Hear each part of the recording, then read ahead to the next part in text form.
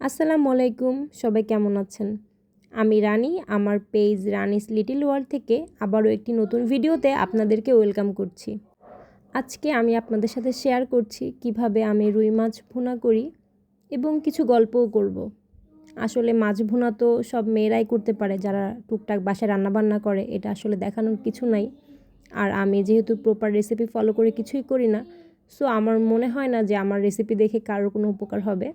আমি জাস্ট গল্প করার উদ্দেশ্যে ভিডিওটা মেক করলাম। তো যাই হোক, এই যে দেখতে পাচ্ছেন আমি মাছগুলো উল্টাতে যে অলরেডি ভেঙে ফেলেছি, বাট ব্যাপার না, যেহেতু বাইরের কেউ খাবে না, বাসার মানুষটা খাবো, সো প্রবলেম নাই। রুই মাছ কিন্তু স্বাস্থ্যের জন্য অনেক ভালো, এটি প্রোটিনের খুব ভালো একটা উৎস। এটা খেলে হার্ট ভালো থাকে, চোখের জন্য ভালো। এছাড়া রুই মাছে কিন্তু ক্যালোরির পরিমাণ অনেক কম এবং এটি সহজেই হজমযোগ্য। রুই মাছে রয়েছে vitamin A, vitamin B, vitamin D, এছাড়া অনেক খনিজ উপাদান যা আমাদের দেহের জন্য খুবই উপকারী। এছাড়া কিন্তু রুই মাছ খেতে অনেক সুস্বাদু। কে কে রুই মাছ পছন্দ করেন? আমি ফেসবুকেরই অনেক পেজ ওনারদের দেখেছি অনেক বেশি তেল মশলা দিয়ে চাকচিক্য করে রান্না করে।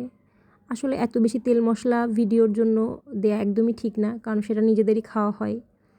তো আমি কখনো এটা করব না ভিডিওর ভিউর জন্য। শুধু শুধু এক গাদা তেল বা এক গাদা মশলা দিয়ে চাকচিক্য টাইপের রেসিপি আমার দ্বারা সম্ভব না। আমি ঠিক যেভাবে করি আমি সেটাই ভিডিও করছি। এইবার আমার রেসিপিতে ব্যাক করি। আমি যে পানিটা ফুটে গেলে মাছটা দিয়ে দিয়েছি। মাছগুলো যথেষ্ট ভেঙে গিয়েছিল, কিন্তু সমস্যা নেই। তারপর আমি কিছু টমেটো কেটে নিয়েছিলাম, সেগুলোও এখন দিয়ে দিব। যেহেতু আমার হোমটাউন যশোর, আমার আম্মুকে দেখেছি রান্নার শেষের দিকে টমেটো বা ধনেপাতা এই টাইপের জিনিস দিতে, কিন্তু আমি চট্টগ্রামে থেকে শিখেছি যে তারা মশলা কষানোর সময়ই টমেটো দিয়ে দেয়। আসলে অথেন্টিক ওয়ে কোনটা, রান্নার শুরুতে দেওয়া নাকি শেষে দেওয়া? জানাতে পারেন যে আপনারা কিভাবে দেন বা আপনাদের অঞ্চলে কিভাবে দেয়। এই যে এটা আমার রুই মাছ ভুনার ফাইনাল লুক। ধনিয়া পাতা থাকলে আমি সেটা দিতাম, বাট আমার বাসায় ছিল না। ভিডিওটি সম্পূর্ণ দেখার জন্য ধন্যবাদ। পাশে থাকবেন। আল্লাহ হাফেজ।